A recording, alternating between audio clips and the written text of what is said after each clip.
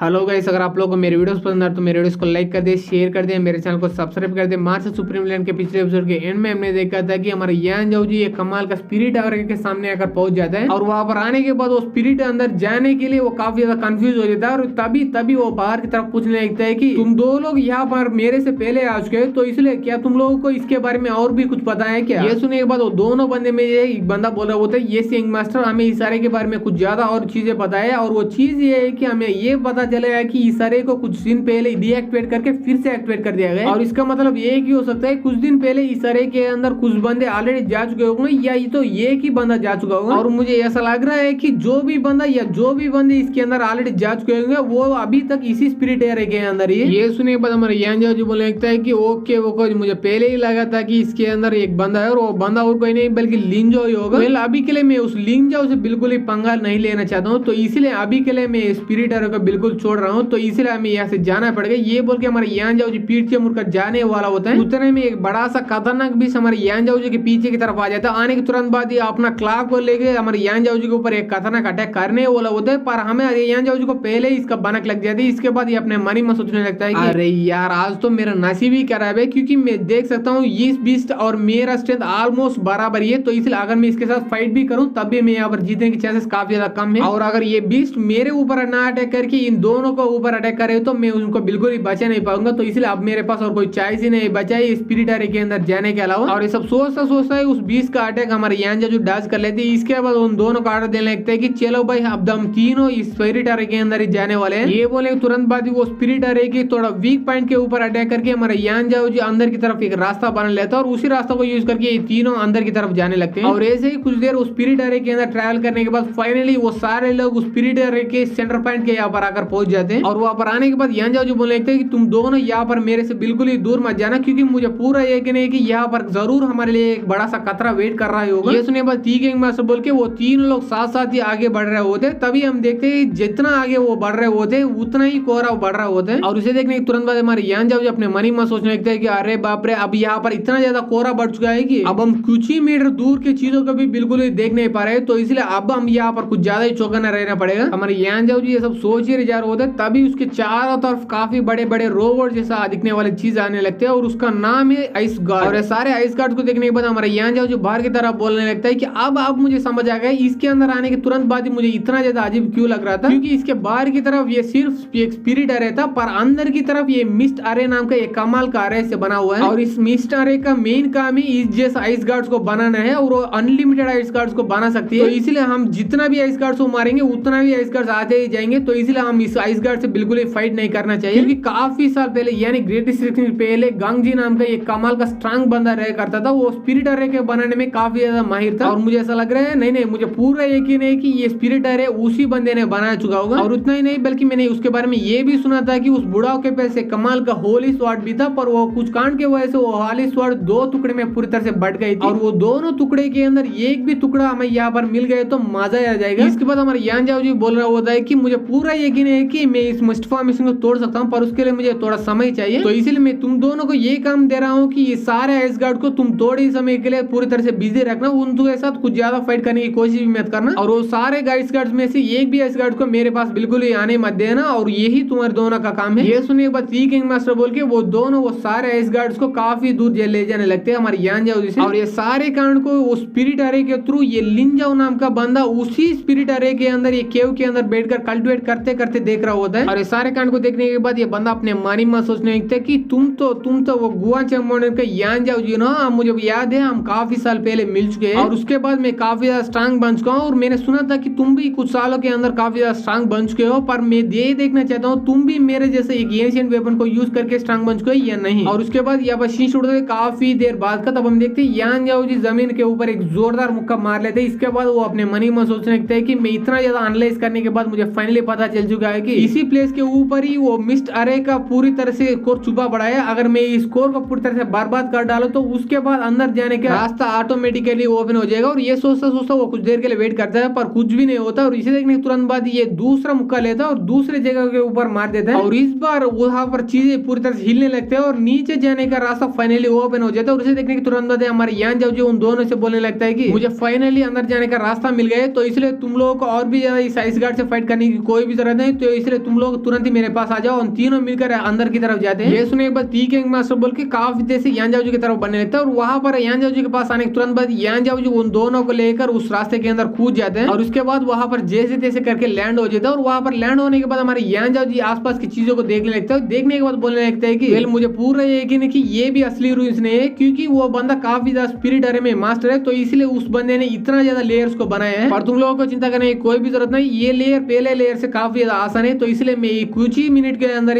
तोड़ पाऊंगा। ये बोले तुरंत बाजी वो कुछ ही मिनट यहाँ पर ही उसको एनालाइज करने लगता है और इसके बाद फाइनली उस लेयर को भी तोड़ देते हैं। इसके बाद फाइनली जहां पर असली रूइंस होता है उसी लेयर के अंदर आकर पहुंच जा चुके होते हैं। और ऐसे देखने तुरंत बाद हमारे यान जाओ जो बोलने लगता है कि तुम दोनों अच्छी तरह से मेरे बात सुन लो, यहाँ पर काफी सारे खतरे भी हो सकता है और उतना ही नहीं बल्कि लिंजाओ भी हो सकते हैं, तो इसलिए तुम लोग थोड़ा चौकना रहना। सुनने पर टी किंग मास्टर बोल के वो तीनों आगे तरफ बढ़े जा रहे होते, तभी हम देखते हैं वहां पर एक बड़ा सा कब्र होता है। और उसे देखने तुरंत बाद हमारे यान जाओ जी बोलने लगता है कि मुझे पूरा यकीन है कि ये कब्र किसी और की नहीं बल्कि वो स्ट्रांग बंदा गांग जी की है। और वहां पर आसपास देखने के बाद उन दोनों बंदे में एक बंदा बोला होता है कि यंग मास्टर क्या आपको पूरा यकीन है कि वो कमाल का स्ट्रांग बंदा गांग जी का ये रूइंस है? क्योंकि मैं यहाँ पर कितना भी सर्च करूं मुझे इस कब्र के अलावा कुछ ज्यादा चीज बिल्कुल ही नहीं दिख रही। स्पेशली आपने बोला था कि यहाँ पर वो होली स्वॉर्ड का टुकड़ा भी मिल सकता है, वो भी मुझे बिल्कुल ही नहीं दिख रहे। ये सुनने के बाद यान जाओ जो बोलने लगता है कि तुम लोगों को इसके बारे में चिंता करने की कोई भी जरूरत नहीं, वो फ्रेगमेंट्स यानी वो टुकड़े यही पर थे और यही पर अभी भी है, क्योंकि मुझे पूरा यकीन है कि अभी के लिए उस टुकड़े किसी और के पास होंगे और वो किसी और बंदा कोई नहीं बल्कि लिंजाओ ही होगा। और ये सारे कांड को वहां पर उस ऑब्जर्वेशन मिरर के थ्रू वो लिंजाओ भी देख रहे होते हैं। देखते देखते अपने मन ही मन सोचने लगता है कि या मुझे ऐसा लग रहा है यान जाओ जो और मैं पूरी तरह से अलग है, क्योंकि मुझे ऐसा लग रहा है ये बंदा मेरी तरफ कोई एशियन वेपन को यूज करके इतना ज्यादा स्ट्रांग नहीं बन चुका है बल्कि अपना मेहनत को यूज करके स्ट्रांग बन चुका है, तो इसीलिए अब ये बंदे को जिंदा रहने की कोई भी हक नहीं बनता है, तो इसीलिए अब उसको मरने का समय आ चुका है। ये बोलने के तुरंत बाद ये अपने स्टोरेज बैग के अंदर से ये एक बाल के जैसा दिखने वाली चीज को बाहर निकाल लेते हैं। इसके बाद उस बाल को यूज करके वहां पर जिस प्लेटफॉर्म के ऊपर उस गांग जी का कब्र होता है उस प्लेटफॉर्म को पूरी तरह से बर्बाद कर डालते हैं। इसके वजह से वो कब्र भी पूरी तरह से बर्बाद कर देने लगता है और उसके बाद वो सारे प्लेटफॉर्म जाकर उस लावा के अंदर गिरने लगती है। इसे देखने तुरंत बाद हमारे यान जाओ जो और दोनों बंदे ऊपर की तरफ उड़ के एस्केप करने की पूरी कोशिश कर रहे होते हैं, पर ऊपर से भी ये कमाल का ग्रेविटेशनल फोर्स नीचे की तरफ उन तीनों को धकेल रहे होते हैं। इसके वजह से वो तीनों धीरे धीरे करके उस लावा के अंदर गिरने लगते हैं और गिरते गिरते वो दोनों बोल रहे होते हैं कि सॉरी यंग मास्टर यान जाओ जो आपको हम एंड तक बिल्कुल ही सर नहीं कर पाए। और ये सब चीजें बोलते बोलते ही ये दोनों धीरे धीरे करके लावा के अंदर गिर जाता है और उसके